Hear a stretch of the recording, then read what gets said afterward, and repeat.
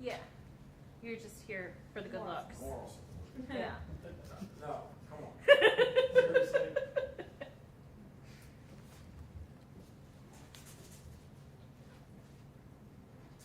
If anyone needs to get updated on their CPR. I probably do. It's been a minute. Back in the day, I was a certified lifeguard and had all those certifications, and I kind of let them lapse. Never got that far. Well, because I was a lifeguard in college too, so yeah, so just a couple. Lacey, you guys want an actual like recap, like what I would do at the Yes, scene? please. You do Yes. want that, Yes, like big that'd be time awesome. Yes, please, and responded thank here? you. Because for people who may, because I think we're all live streaming, so people who are tuning in and may not have been following the case, Okay. it's always good for them to know, because we'll get the comments. What are they talking about? Okay. All right, well then I'll run through the kind of what I would do at the scene. Thank you. Give you guys time for question and answer. I know you guys will ask about, hey, things related to the investigation, just understand that truly I don't know the fine details because that's Detective Policino, but also. Yes, he here? He is, Okay. but he In is the room? not, he is not here. Oh, He he's won't be down here. camera shy?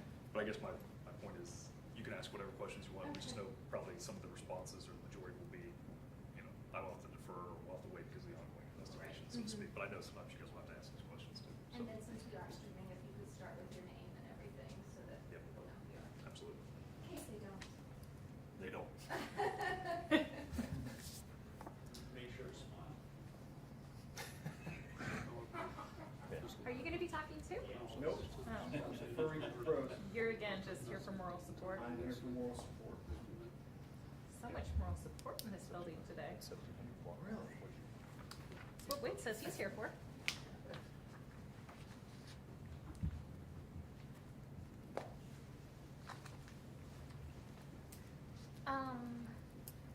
Are any of you more familiar with his mugshot?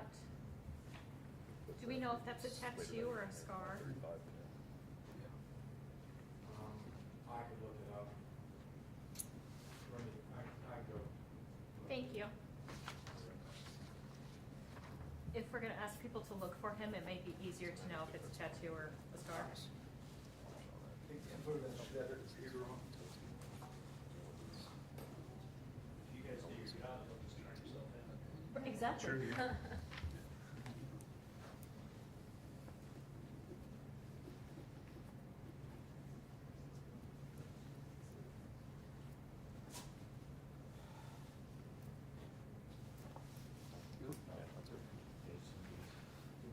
You guys all ready? Yeah. Yeah.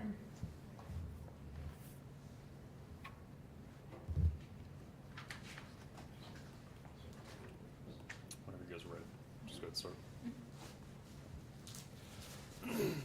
All right, good afternoon. My name is Mark Denner. First name spelled M-A-R-K, last name Denner, D-E-N-N-E-R. I'm the commander of the Major Crimes Bureau. I'm going to give you guys a quick briefing, a rundown, and an update of what occurred on October 10th. So that afternoon, October 10th, about 3:20 p.m., Columbus officers were dispatched to the 1700 block of East Broad Street. When the officers arrived, unfortunately, they found a young female individual who had been suffering from a gunshot wound. That female individual was transported to a local area hospital. Because of the details or because of the severity of the injuries, our homicide unit responded initially to start the investigation. Later that evening, it was probably around 9:35 p.m., sadly, the female individual was pronounced deceased at the hospital, and our homicide detectives are continuing to investigate that incident. I guess we're probably about 48 hours into that investigation, and our detectives have been working relentlessly and have been putting in a lot of hours to try to progress this investigation. And as we're standing here today, as we're meeting here today, I'm at least glad to at least be able to announce that we have identified the suspect in this investigation.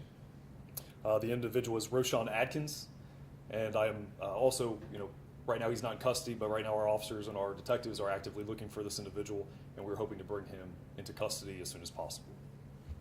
With that being said, any questions for you guys? Do we know the relationship or if Roshan knew Lovely at all? That I do not know what the relationship, if there even is a relationship right now, and that's something that Detective Policino and the homicide team will be investigating. Can you kind of explain, there was a fight and then CPD says Roshan Atkins fired the gun. Can you kind of explain how that all happened? You know, what I can share right now is there was an incident altercation that led to a fight. The details of that again are still under investigation.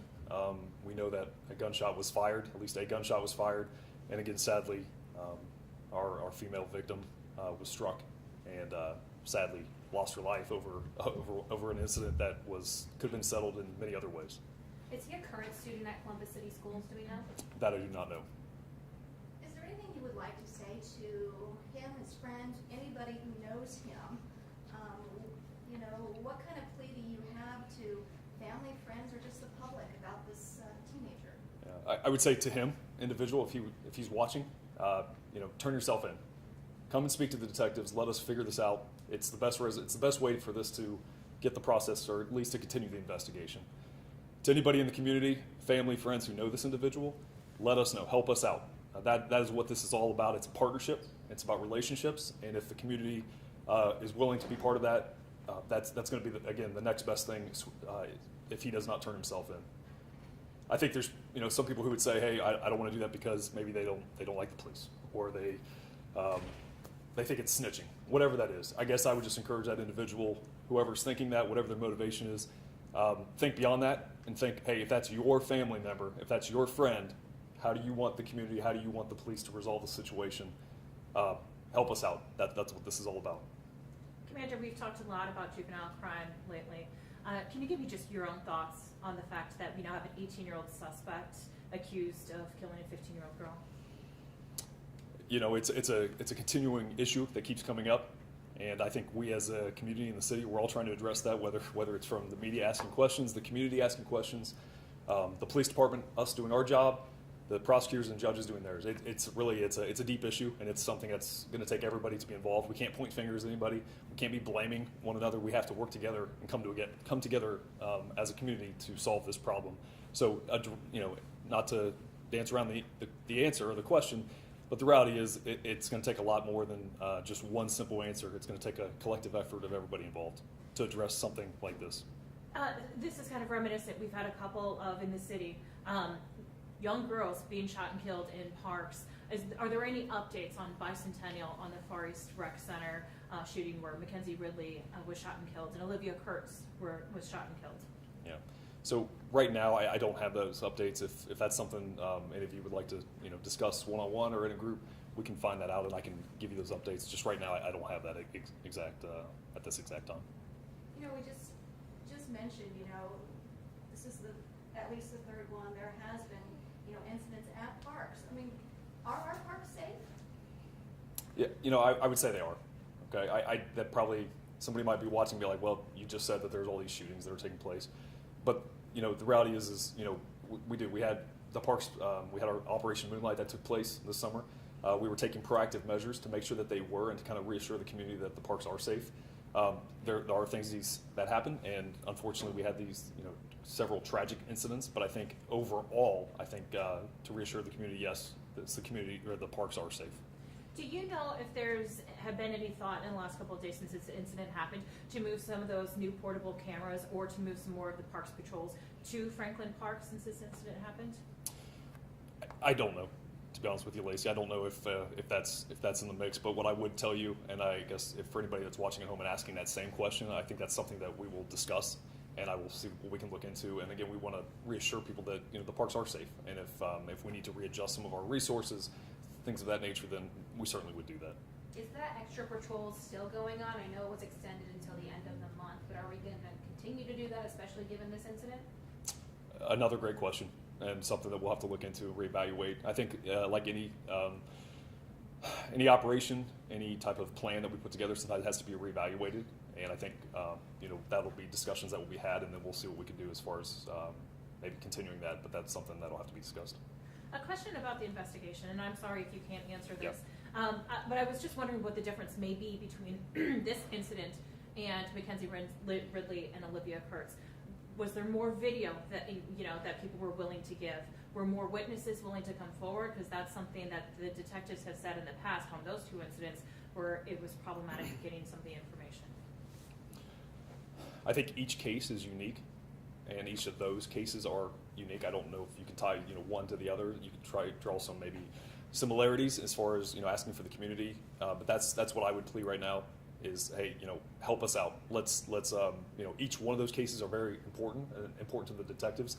But with this one that we're talking about today, we have this individual, Mr. Atkins, who's out there running at large, and we want to bring him into custody safely.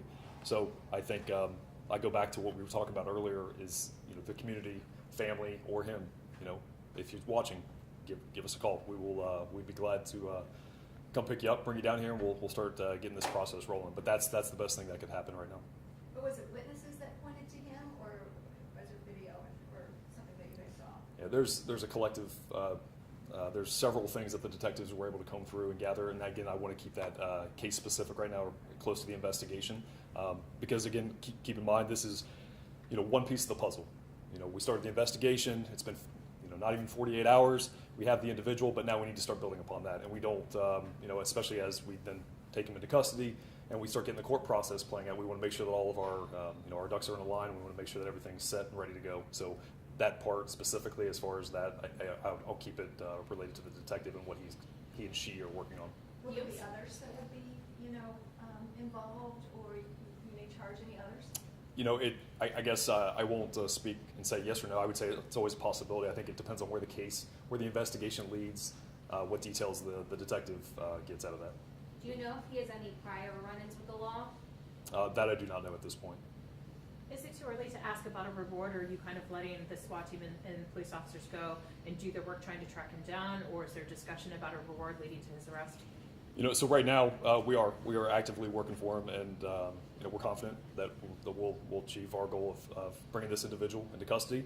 What I would say is, from a reward at this point, there's not. But what I would ask, though, it's the right thing to do for the city, for this family, for our victim. And I guess what I want to say is, if anybody does have that information, I keep saying call us in, but they need to know how to do that, right? So I would say first they can call our Central Ohio Crime Stoppers, which is 614-461-TIPS. The other one is Detective Policino. That number that you can call him directly is 614-645-6420. And I guess I would reiterate that not only about our suspect in this case, but if they have information that would be beneficial to the case, please give him a call or give us a call as well. Anything else?